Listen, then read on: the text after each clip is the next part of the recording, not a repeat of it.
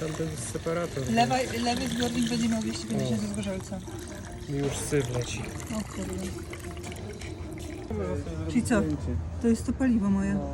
Kurde. Tankowane?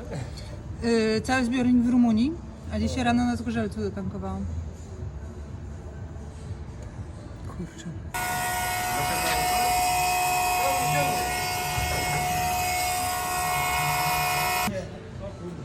Tu jest paliwo wypompowane już z zbiorników.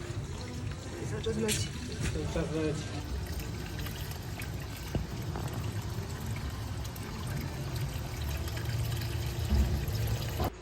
Widzicie, to jest paliwo ze Zgorzelca. W tym zbiorniku będziemy widzieć, wyjaśni się. Rosół się taki zrobił. Ano. I to jest ten zbiornik lewy. Z tamtego jeszcze właśnie tego muszę to opróżnić. Czyli tutaj mamy tylko z lewego zbiornika. Tak. To jest Zgorzelec. Rosół.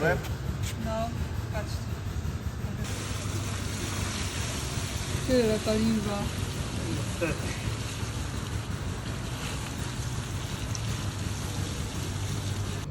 Dobra.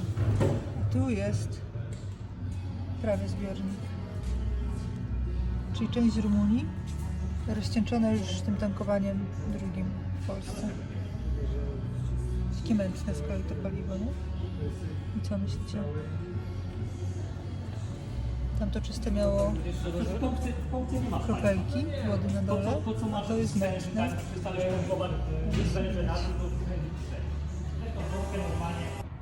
Jak widzicie, wczorajsza noc była ciężka.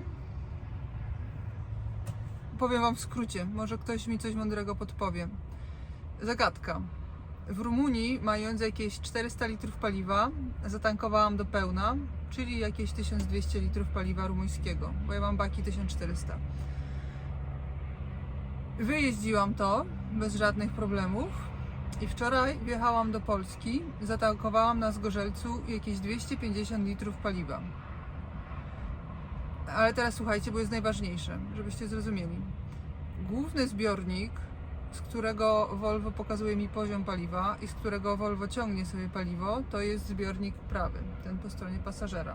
Ale ja tak się ustawiłam pod dystrybutorami, bo zależało mi przede wszystkim na AdBlue, bo miałam niski stan, że pompę miałam po lewej, stwierdziłam, zatankuję do lewego, też sobie jakoś tam pociągnie. No i zatankowałam 250 litrów na Zgorzelcu do lewego zbiornika. No i ujechałam jakieś pół godziny, no i mi wyskoczył komunikat woda w filtrze, żeby uruchomić procedurę spuszczania wody z poziomu komputera. Więc się zatrzymałam, zrobiłam to, ruszyłam znowu i robiłam to kilka razy. Generalnie oczywiście zadzwoniłam od razu na serwis, powiedzieli, no pewnie się bez serwisu nie obejdzie, trzeba będzie wymienić filtry. No i generalnie pojechałam sobie na rozładunek. Rozładowałam się i pojechałam na serwis. No i a teraz jeszcze jeden ważny element układanki, bo okazało się, że z tego lewego zbiornika jednak sobie mało zaciąga i auto mi wyświetliło rezerwę paliwa, więc jechałam na stację, gdzieś tam przy S8 i dotankowałam około 200 litrów paliwa do prawego zbiornika, tego głównego. No i co? Coś mądrego powie? A z kosztów wymiernych to ponad 500 litrów paliwa, które straciłam. 2000 zł na serwis. I mój nastrój, który nie pozwala mi pracować, bo zamiast pracować, a dzisiaj mam strasznie dużo pracy od rana do nocy, to ja się martwię, czy to już jest koniec wszystkiego dla Volvunia.